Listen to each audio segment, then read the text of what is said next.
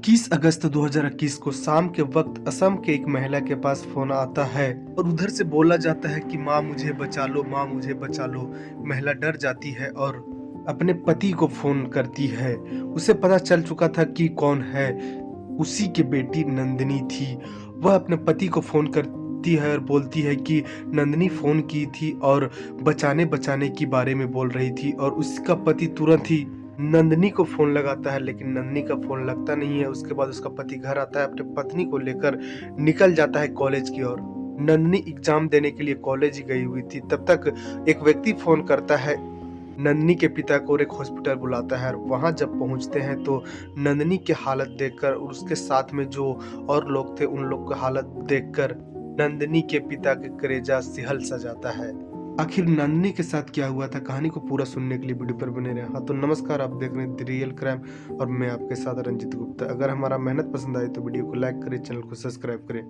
20 साल की नंदिनी 21 अगस्त को एग्जाम देने के लिए कॉलेज गई और एग्जाम खत्म होने के बाद अपनी मम्मी को फोन करती है और बोलती है कि माँ मेरा एग्जाम ठीक गया और मैं नाश्ते करके ही आऊँगा कुछ रास्ते से। और उसकी माँ फोन रखती है और नंदिनी कॉलेज से निकल जाती है। कॉलेज कैंटीन में जाकर देखती है तो वहाँ खाना नहीं था, जिस वजह से ये लोग कॉलेज से 7 किलोमीटर दूर एक बस डिपो पर जाते हैं और वहाँ एक होटल में खाने के लिए रुकते हैं। नंदिनी और नंदिनी के साथ में एक कस्मीना सहेली भी थी और एक व्यक्ति और था जो कि इन लोग के ले जाने और ले आने का काम किया करता था। उसका नाम देवा दत्ता होता है। देवा दत्ता गाड़ी को पार्क करने के लिए गया हुआ था और उतने में ही एक व्यक्ति आ जाता है देवा दत्ता के पास और देवा दत्ता के ऊपर हमला कर देता है।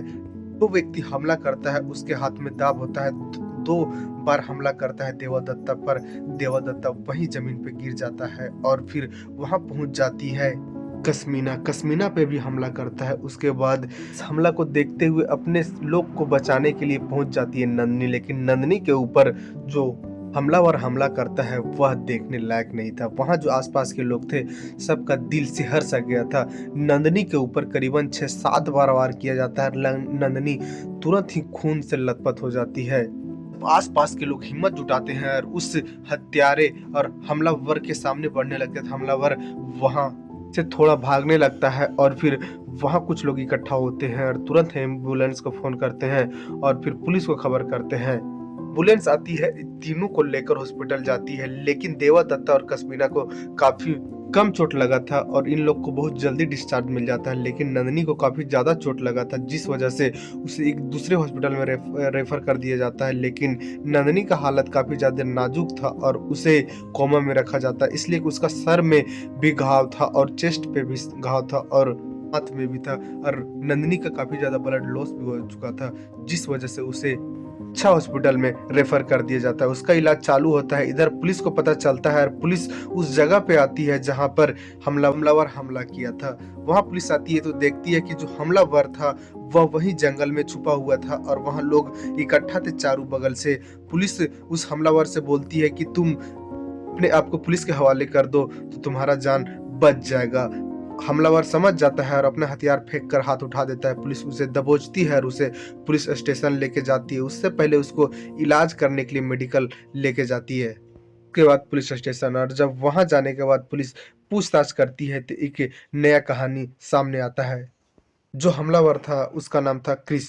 क्रिस नंदिनी का कॉलेज का लाइब्रेरियन था और एक बार नंदिनी अपना लाइब्रेरी गई हुई थी अपना कार्ड इशू करवाने। उसी वक्त क्रिस नंदिनी को देखकर पहली ही नजर में क्रिस को नंदिनी से प्यार हो जाता है और अपना दिल दे बैठता है। लेकिन यह एक तरफा प्यार था। नंदिनी बिल्कुल भी क्रिस से प्यार नहीं करती थी और क्रिस के मन में क्या चल रहा था उसको उस नंदिनी को कुछ भी नहीं पता था। लेकिन क्रिस एक तरफा प्यार कर रहा था और नंदिनी को कई बार वह बातों बात में अपना प्यार का इजहार किया करता और शादी का भी प्रपोजल रखा करता, लेकिन नंदिनी हर बार इनकार कर देती, इसलिए कि नंदिनी एक तेज-तर्रार लड़की थी और उसे कुछ पढ़ के कुछ बनने का जुनून था। लेकिन जो लाइब्रेरियन क्रिस था वह हवसी था और उसके ऊपर भूत सवार था। किसी तरह से नंदिनी को अपनाने का भूत सवार था उसके ऊपर।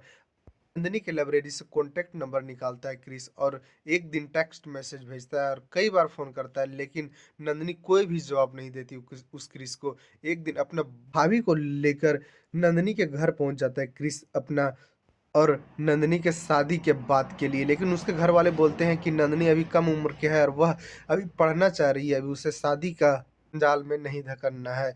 जिस वजह से काफ़ी ज़्यादा दुःख होता है क्रिस को। और क्रिस इतना ज़्यादा नंदिनी के प्यार में पागल था और इतना ज़्यादा टॉर्चर खा गया था कि उसका मन में अब एक ही बात चलने लगा था कि या तो फिर नंदिनी अपनाएँगे या तो फिर नंदिनी को जान से मार डालेंगे। एक दिन स्कूटी से नंदिनी जा रही थी, तभी क्रिस बीच रास्ते में रोककर नंदिनी से बोलने लगता है कि तुमसे मैं शादी करना चाहता हूँ।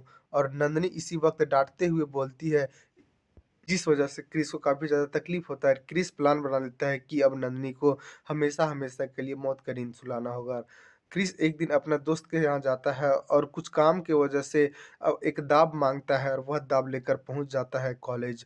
और नंदिनी एग्ज़ाम देने के लिए गई हुई थी और एग्ज़ाम खत्म होने का वेट कर रहा था क्रिस। और जैसे ही एग्ज़ाम खत्म होता है और नंदिनी बाहर निकलती है एग्ज़ाम हॉल से, वही बस डिपो पास पहुँचती है नंदिनी, उसके पीछे क्रिस पहुँचता है। और फिर वहाँ जब लोग खड़ा होते हैं तभी जाकर क्रिस लगातार हमला करने लगता है और तीनों को घायल कर देता है, जिसमें सबसे ज़्यादा नंदिनी को मारा था। और जब लोग इकट्ठा होकर क्रिस को घेर लिए थे तो क्रिस बोल रहा था कि हम कामयाब हो गए, हम नंदिनी को मौत की नींद सुला दिए। 4 दिन के बाद आईसीयू में रहने के बाद नंदिनी का मौत हो जाता है। अब पुलिस सबूत जुटा रही है और सारा सबूत जुटने के बाद 400 पन्ने का चार्जशीट बनता है क्रिस के ऊपर। और 4 साल के बाद कोर्ट में जज के द्वारा क्रिस के ऊपर जितना क्रूर से इन तीनों लोग को मारा गया था, देखते हुए जज साहब क्रिस को मौत की सज़ा सुनाते हैं, यानी कि फांसी की सज़ा सुनाते हैं। लेकिन अपना भारत में इतना आसानी से फांसी मिलता नहीं है। अभी यह 2-3 कोर्ट का दरवाज़ा और खटखटाएगा, तब तक इसका 10 से 15 साल निकल जाएगा और यह सज़ा शायद टल भी सकता है। लेकिन जो क्रिस किया था, उसकी सज़ा तो काफ़ी दर्दनाक होना चाहिए। इस कहानी के माध्यम से हमें यही सीख मिलता है कि किसी भी सन की आशिक हो या सन की दोस्त हो, की बात मान लो, उसे समझा-बुझा कर बात टालो, ना कि एक तरफ़ा उसे छोड़ दो और तुम अपना काम में व्यस्त हो जाओ और वह कुछ और प्लान बना बैठे। इस कहानी में इतना ही। जय हिंद, जय भारत।